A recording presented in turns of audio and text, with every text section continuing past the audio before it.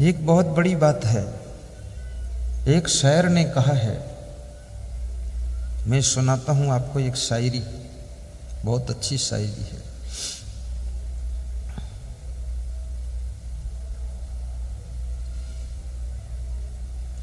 उन गुलों से खार अच्छे। गुल माने किसे कहते हैं? गुल किसे कहते हैं बताओ? गुल माने फूल होता है और खार माने कांटा होता है। उन गुलों से खार अच्छे, उन फूलों से कांटे अच्छे हैं। किन फूलों से? उन फूलों से। कौन से फूल? मैं बताता हूं। उन गुलों से खार अच्छे जो कि दामन थाम लेते हैं। उन गुलों से खार अच्छे जो कि दामन थाम लेते हैं। उन दोस्तों से दुश्मन अच्छे, उन फूलों से कांटे अच्छे जो कि दामन थाम लेते हैं। यानी जो जैसे फूल खिले हुए हैं पर उनमें इतनी सुंदरता नहीं कि तुम्हारे पैर रुक जाएं उन फूलों को देखने के लिए। तो कवि कह रहा है उन फूलों से तो वे कांटे अच्छे हैं जिनके पास में निकलो तो कांटों में कपड़े फंस जाते हैं, तो फंसे हुए कपड़े छुड़ाने के लिए 2 मिनट रुकना पड़ता है। तो कांटे अच्छे कम से कम फंसा कर ही रोक तो लिए। लेकिन ये फूल क्या है जिसमें इतना भी सौंदर्य नहीं, इतनी खुशबू नहीं, इतना सुंदरता नहीं जो आपको 1 मिनट रोक सकता। तो इस फूल से तो कांटे अच्छे हैं जो कम से कम कपड़े में फंस गए फिर भी रुक तो गए तुम, और छुड़ा रहे हो थोड़ी देर।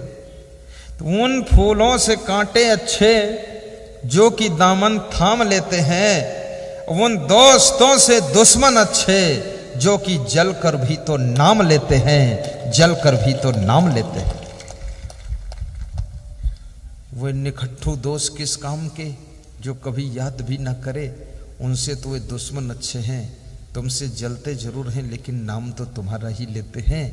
कहते तो यही हैं कि राम नारायण नालायक आदमी है, लेकिन कहते तो राम नारायण का नाम ही है, कोई बात नहीं है। लेकिन वह मित्र किस काम के जो कभी याद ही नहीं करते हैं। उन दोस्तों से दुश्मन अच्छे जो कि जलकर भी तो नाम लेते हैं। उन गुलों से खार अच्छे जो कि दामन थाम लेते हैं, दामन थाम लेते हैं। तो भिखारी मुस्कराता हुआ जा रहा है। इस संसार में दुखी रहना सरल है। इस दुनिया के अंदर टेंशन करना बहुत सरल है। चिंता में जीना सरल है। असमंजस करना सरल है। गुस्सा करना सरल है। लेकिन इस दुनिया में खुश रहना बहुत कठिन है। प्रसन्न रहना बहुत कठिन है। मुस्कुराते रहना बहुत कठिन है। क्योंकि एक से एक झंझट है संसार में, बहुत समस्याएं हैं संसार में। बेटा फर्स्ट पास हुआ है तो भाई का हार्ट अटैक हो गया है। एक तरफ खुशी दूसरी तरफ गम। पत्नी की नौकरी लग गई, टीचर बन गई, तो पिताजी का एक्सीडेंट हो गया, टांग टूट गई।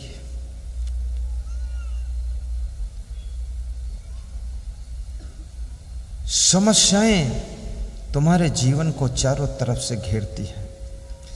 परंतु जिस समय भाग्य तुम्हारा साथ न दे रहा हो, किस्मत कदम कदम पर तुमको ठुकरा रही हो, जिस समय तुमको ऐसा लगता हो कि प्रारब्ध फूट गई है, उस समय भी 2 पंक्तियां याद करना मैं आपको सुना देता हूं। जिस समय तुम सोना छूते हो मिट्टी हो जाता है, जिस काम में हाथ डालते हो फिर घाटा हो जाता है, कहीं से उबरने का कोई रास्ता नहीं मिलता है। 20 लाख कर्जा लदा हुआ है बैंक का, प्राइवेट कर्जा भी 10-5 लाख हो गया है। बेटी जवान हो गई है विवाह करने के लिए, वाइफ बीमार रहती है परमानेंट, भाई काम नहीं करता है, बहनें नाराज रहती हैं, पिताजी दारू पी रहे हैं। सारे तरफ से प्रॉब्लम ही प्रॉब्लम खड़ी है। ऐसी कंडीशन में ये 2 पंक्तियां याद करना, ये तुम्हारे लिए सहारा बन जाएंगी और तुमको इस झंझट से पार लगाकर किनारा पर पहुंचा देंगी। ये 2 पंक्तियां आपके लिए बोल रहा हूं। ये 2 पंक्तियां अभी सुना दूं कि लास्ट में सुनाऊं? हैं? बोलो ना अभी। इसका मतलब दादा से ज्यादा तुम भी परेशान हो।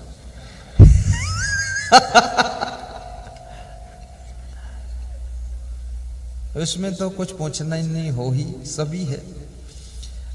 आज मेरे पास में 10-12 भगत मिलने आए, उसमें एक माता जी बोली कि हम बहुत दुखी हैं, परेशान हैं।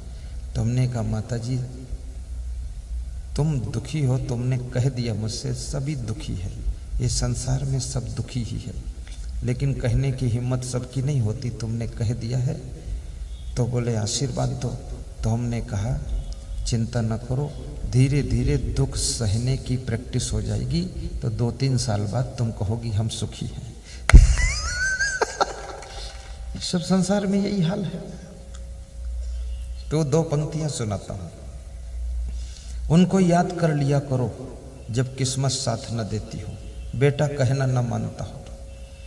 न जाने किस रोज आपका पूरा सिस्टम चेंज हो सकता है, फाउंडेशन बदल सकता है, घर वालों के नेचर बदल सकते हैं, एक्शन बदल सकते हैं, घर के लोग सुधर सकते हैं, परिवर्तन आ सकता है, क्योंकि मनुष्य का भाग्य हर घंटे में बदलता है। याद रखना, सुबह तुम्हारा भाग्य कुछ और लेकर आता है, दोपहर में फिर चेंज होता, शाम को फिर चेंज होता, रात में फिर चेंज होता है। घंटे घंटे पर किस्मत पलट पलट कर आती है और उसको मंजूर करने के लिए तैयार रहिए। और ये 2 पंक्तियों को याद करके बोलते रहिए कि बुझ गई सम्मा तो जल सकती है। दीपक बुझ गया है तो जल सकता है, बुझ गई सम्मा तो जल सकती है, किश्ती हदे तूफान से पार निकल सकती है। नाव तूफान में फंस गई, भंवर चक्र में, वो पार हो सकती है, धैर्य रखिए। बुझ गई सम्मा तो जल सकती है, किश्ती हदे तूफान से पार निकल सकती है। ये मुसाफिर मायूस न हो और इरादे न बदल, तकदीर किसी भी वक्त बदल सकती है, तकदीर किसी भी वक्त बदल सकती है। कौन जानता था कि एक व्यक्ति चाय जो ट्रेन में बेचता ये प्रधानमंत्री बनेगा। जिसकी मां आसपास में मजदूरी करती थी, बर्तन धोती थी, आज उसका बेटा प्रधानमंत्री। और उसके और भाई प्रधानमंत्री थोड़े बन गए, कोई कबाड़ बेचता है अब भी। किस उम्र में, किस समय, कहां पर तुम्हारी किस्मत का गेंद उछल कर कहां तुमको पहुंचाएगा, ये तुमको पता नहीं, तुम्हारे माता पिता को पता नहीं, किसी को पता नहीं, न किसी ज्योतिषी को पता है। याद रखना, किस्मत अंधेरे में ही तुमको उठाकर फेंकती है और न जाने कितनी ऊंचाई पर तुम पहुंच जाते हो। इसलिए कभी हिम्मत मत हारना। हिम्मत चाहिए इंसान को, हैरानी में बना हुआ काम बिगड़ जाता है, नादानी में बना हुआ काम बिगड़ जाता है, नादानी में।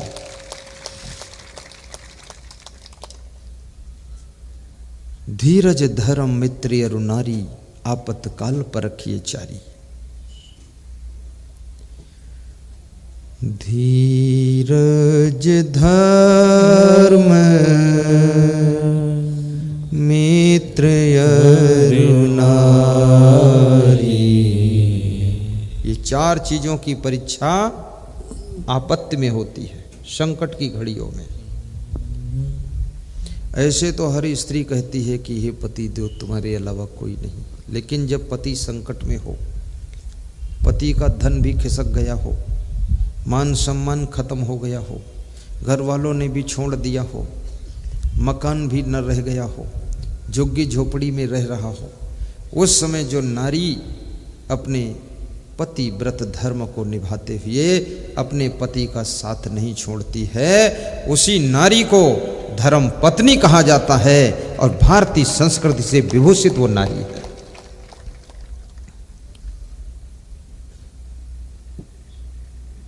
पार्वती जी बैठी बाल संवार रही थी। आकाश में बहुत विमान जा रहे थे, कोलाहल सुन करके पार्वती जी ने शिव जी से पूछा, ये सब भीड़ कहाँ जा रही? तो शिव जी ने कहा, ये शिव मेला जा रहे हैं शंकर जी के दर्शन करने के लिए। तो पार्वती जी ने कहा, तो आप तो यहाँ बैठे हो, आप चलो ना दर्शन देने के लिए। शिव जी ने कहा, मैं मेला ठेला में नहीं जाता हूँ, मैं तो यहीं ठीक हूँ। पार्वती जी ने कहा, आपको चलना पड़ेगा, इतने भगत लोग आ रहे हैं, दर्शन दीजिए। तो शिव जी ने कहा, ये सारे जो आ रहे हैं भगत ही नहीं, इसमें ठगत भी है। तो पार्वती जी ने कहा कि खैर जो भी है, चलो चल के देखते हैं मेला में। तो शिव जी ने कहा कि ठीक है, मैं रूप बदल कर चलूँगा। शिव जी ने अपना कोढ़ी का रूप बना लिया और पार्वती जी ने सफ़ेद धोती पहनकर शिव जी के ऊपर पंखा डोलाना शुरू किया। तो उस मेला में शिव जी के दर्शन के लिए एक नवयुवक मंडल आया था। उसने देखा कि कोई कोढ़ी के ऊपर बहुत सुंदर स्त्री पंखा चला रही है। तो वहाँ जाकर के पूछा कि बहन जी, ये कौन है आपके? उन्होंने कहा, ये मेरे पति देव हैं। बोले, ये तो कोढ़ी हैं, ये तो ठीक थोड़े होंगे, इस कोढ़ी के चक्कर में तुम क्यों फंसी हो? तुमको चलना हो तो मेरे साथ चलो, कोढ़ी सोढ़ी को छोड़ो। तो शिव जी मुस्कराए और पार्वती से बोले कि देखो, इस मॉडल के भी भगत आए हैं। अरे बड़े लफाड़िया लोग हैं संसार में। पार्वती जी शर्मिंदा हो गई कि यहाँ ना आती तो ही ठीक था। तो शिव जी ने कहा, मैं तो मना ही कर रहा, तुम मानी कहा। जहाँ तुम्हारा पति मना करे तो जिद करके मत जाना, थोड़ा बात मान भी लेना, क्योंकि परिणामदर्शी बुद्धि रखो। पार्वती जी ने कहा कि मैं अपने पति को छोड़ नहीं सकती हूँ और इस तरह की बात मेरे सामने मत कीजिए। तो नवयुवक मंडल चला गया। पीछे से कुछ एक टोली और आती है। वो टोली ने देखा कि कोई सुंदर स्त्री एक कोढ़ी आदमी के ऊपर पंखा डोला रही है। आकर के पूछा कि मैडम, ये तुम्हारे कौन हैं? तो उन्होंने कहा कि मेरे पति देव हैं, मैं इनकी सेवा कर रही हूँ, ये कोढ़ी हो गए। अच्छा कोई बात नहीं, सेवा कर लो आप, लेकिन अच्छे तो होंगे नहीं। जब ये मर जाएं तो मैं एड्रेस दे देता हूँ, मेरे घर चली आना। तो शिव जी हंसे और बोले कि ये भी दूसरे मॉडल के भगत आए हैं, ये कोई ठीक नहीं है। ये जो मेलों में इतनी भीड़ होती ना, इसमें पवित्र मन के लोग बहुत कम होते हैं। ये धक्का मुक्का हुल्लड़बाजी, तो जो बहुत समझदार लोग होते हैं ज़्यादा भीड़ भड़क्का में जाते ही नहीं हैं, क्योंकि गंगा जी वही रहेंगी, छिपरा वही रहेगी, नर्मदा वही रहेगी। जब खाली हो जाए तो दूसरे दिन जाओ, आराम से नहाओ धो चले आओ। हुल्लड़ कभी मचाना ही नहीं चाहिए। और वास्तव में सच्ची नर्मदा तो सत्संग की धारा ही है, और सच्ची छिपरा तो भक्ति की धारा है, और गंगा जमुना सरस्वती का संगम प्रयागराज तो सत्संग ही है। मुद मंगल में संत समाजू, जो जग जंगम तीरथ राजू। क्योंकि सत्संग में मन वाणी कर्म तीनों का मैल धुल जाता है। अभी बहुत सज्जन मेरे पास आते हैं, कहते हैं कि तुम्हारे सत्संग से बहुत सुधरा हूँ, पूरा बदल गया हूँ। एक सज्जन कह रहे थे कि इतना सुधरा हूँ कि तुम्हारे सत्संग से 2 मकान भी बना लिया हूँ और 2 कार लाया हूँ, और मेरे बच्चे पत्नी सब सुखी हो गए। तुमने कहा पहले क्या था? बोले पहले मैं दारू पीता था, पत्नी को गाली देता था, बच्चों की तरफ से लापरवाह रहता था, भाई की बात भी नहीं मानता था और माँ से भी झगड़ा करता था। लेकिन आपके शब्दों की लाइनों ने मेरी जिंदगी की लाइन को बदल डाला। तो मैं तुमको ढूंढ रहा था, कहाँ मिलोगे, तो कुछ दक्षिणा देना चाहता हूँ। मैंने कहा दे दो। तो उसने लिफाफे में दक्षिणा दिया। तो मैंने कहा लिफाफा खोल कर देखना भी ठीक नहीं, नहीं तो चुपके से देख लेना चाहिए कितना दिया। तो हमारे संत जी ने बताया कि उन्होंने गुरुदेव 21,000 रुपये दिए हैं। तो हमने कहा अच्छा ठीक। तो मैंने उनसे कहा कि बहुत ज़्यादा दे दिया, भूल से तो नहीं दिया है?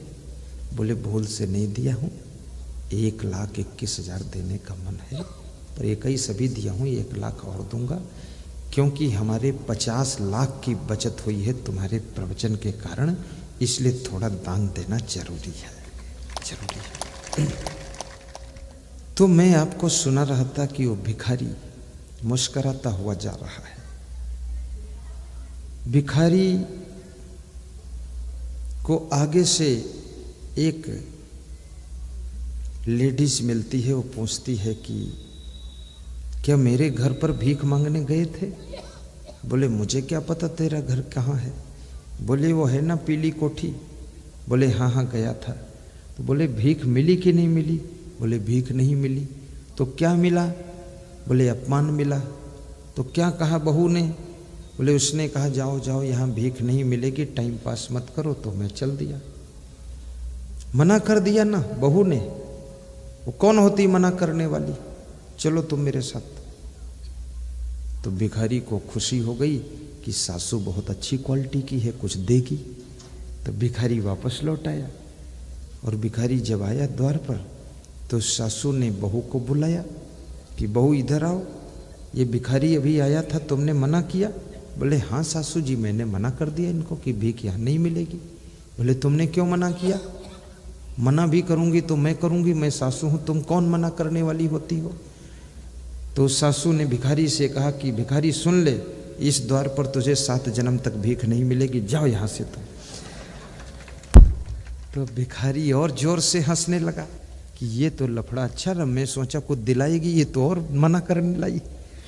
तो सासू ने कहा मना भी करूंगी तो मैं करूंगी, इसलिए बुला कर लाई थी कि बहू ने क्यों मना किया, मैं मना करूंगी। इसको कहते हैं अहंकार, यही है सासू होने का अहंकार। और ये अहंकार जब नहीं निकलेगा तो घर द्वार में सुख शांति नहीं रहेगी। याद रखना, बहू अगर बिना पूछे अच्छा काम कर दे तो सासू उसको धन्यवाद दे दे तो उस घर में स्वर्ग बन जाता है।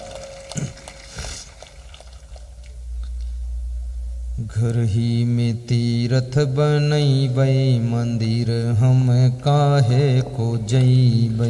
घर ही में तीर्थ बनैबै, ताली बजाकर मुस्कुराकर गाइए। सासू को गौरा ससुर महादेवा, सासू को गौरा ससुर महादेवा। स्वामी को ईश्वर बनैबै, मंदिर हम काहे को जैबै। स्वामी को ईश्वर बनैबै, मंदिर हम काहे को जैबै। सासू को गौरा ससुर महादेवा, सासू को गौरा ससुर महादेवा। स्वामी को ईश्वर बनैबै, मंदिर हम काहे को जैबै। स्वामी को ईश्वर बनैबै, मंदिर हम काहे को जैबै।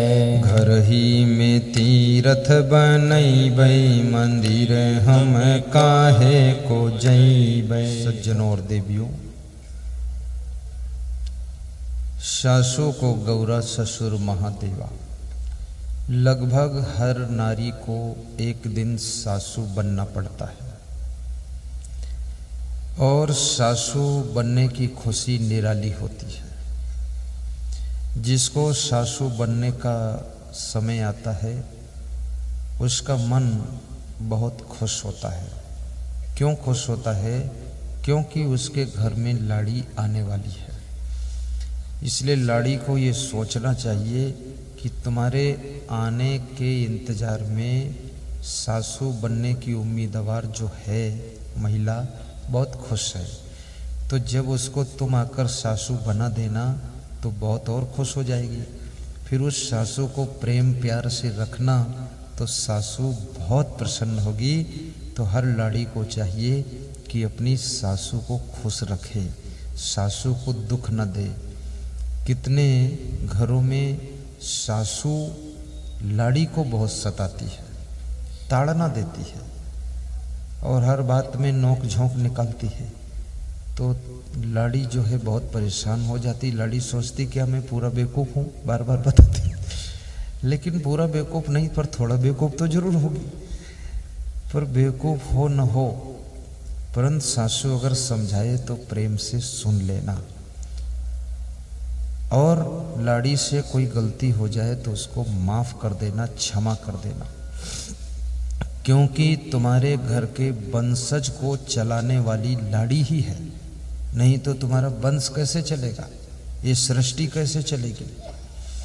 और लाड़ी को ये भी सोचना चाहिए कि जो सासू है उसने अपने बेटे को जन्म दे करके, जवान करके, पढ़ा लिखा कर मेरा पति बना दिया, और बिना वेतन का ड्यूटी करने वाला पति मिला है, तो ये देन हमारी सासू की है। ये सासू का बेटा और मेरी ड्यूटी कर रहा है, तो मैं सासू को धन्यवाद देती हूँ कि तेरा माल मेरी सुरक्षा में खड़ा रहता है। तो उसको धन्यवाद देना चाहिए। और सासू को ये भी सोचना चाहिए कि मुझको बहू ऐसी मिली है जो बिना वेतन के सुबह झाड़ू लगाती है, कपड़ा धोती है, नाश्ता बनाती है, बर्तन मांजती है, पूरे घर को ठीक ठाक रखती है, और मेरी भी सेवा करती है, घर की शोभा है, आगे का वंश भी चलाएगी। तो उस लाड़ी को संभाल कर रखना चाहिए, क्योंकि लाड़ी नहीं होगी तो तुम सासू नहीं कहलाओगी, बेटा नहीं होगा तो तुम माँ बाप नहीं कहलाओगे। और याद रखना, जिसके घर में पोती पोता नहीं होगा तुम दादा दादी नहीं कहलाओगे। इसलिए छोटों का भी ख्याल रखना, अगर शिष्य नहीं होगा तो गुरुजी नहीं कहलाओगे, और भक्त कोई नहीं होगा तो भगवान कौन कहेगा, भगवान नहीं बन पाओगे। इसलिए भक्त का महत्व कृष्ण भगवान भी कहते हैं कि पांडव मेरे परम धन, पारथ प्राण समान, केहिविद प्रण रक्षा करो सोच करत भगवान। भगवान सोच में बैठे थे तो द्रौपदी ने पूछा कि भगवान क्या सोच रहे हो। जैसे कभी आपको सोच रहे हो, थोड़ा सीरियस हो, तो कोई पूछ लेता है क्या सोच रहे हो। तो द्रौपदी ने पूछा कि भगवान आप तो हंसमुख हैं, हंसते रहते थे, लेकिन आज सोच में देख रही हूँ आपको, क्या सोच रहे हो। तो कृष्ण भगवान ने कहा कि पांडव मेरे परम धन, पांडव मेरे श्रेष्ठ धन हैं, मैं बहुत मानता हूँ। पारथ प्राण समान, और अर्जुन मेरे ऐसे भक्त हैं प्राण के समान हैं। तो केहिविद प्रण रक्षा करो सोच करत भगवान। तो मैं चिंता इस बात की करता हूँ कि जो अर्जुन ने प्रण ले लिया है कि सूर्य अस्त होने के पहले जयद्रथ का वध कर दूंगा, अन्यथा स्वयं चिता में जलकर मर जाऊंगा, तो मैं इस चिंता में पड़ा हूँ, ये प्रण पूरा कैसे होगा, यही मैं सोच रहा हूँ, सोच करत भगवान। तो याद रखना, भगवान भी भक्त के लिए सोचता है। तो माँ बाप को अपने बेटे बहुओं के लिए सोचना चाहिए, सास ससुर को अपने बहुओं के लिए सोचना चाहिए, दादा दादी को पोतों के लिए सोचना चाहिए, और गुरु को शिष्य के लिए सोचना चाहिए, क्योंकि गुरु की शोभा बढ़ाने वाला शिष्य होता है, और सास ससुर का सम्मान बढ़ाने वाली लाड़ी होती है। और याद रखना, दादा दादी को चरण छूने वाले पोता पोती होते हैं, तो उनका ख्याल रखना ताकि वे तुम्हारा सम्मान बढ़ाते रहें। घर कितना अच्छा बना हो, लेकिन उसमें अगर कोई रहने वाला नहीं है, तुम केवल डोकरा डोकरी दो ही रहते हो, तो घर ऐसे लगेगा जैसे मरघट है वो। और घर में जब आपके पोता पोती भी क्रीड़ा कर रहे हों, फुदक रहे हों, टहल रहे हों, घर में जब आपके लाड़ी पायल बजा रही हो और आपका बेटा भी कार लेकर आए, गेट खोल कर अंदर करो, तो घर की शोभा होती है। और अतिथि 2-4 रोज आए तो घर का सम्मान बढ़ता है। अतिथि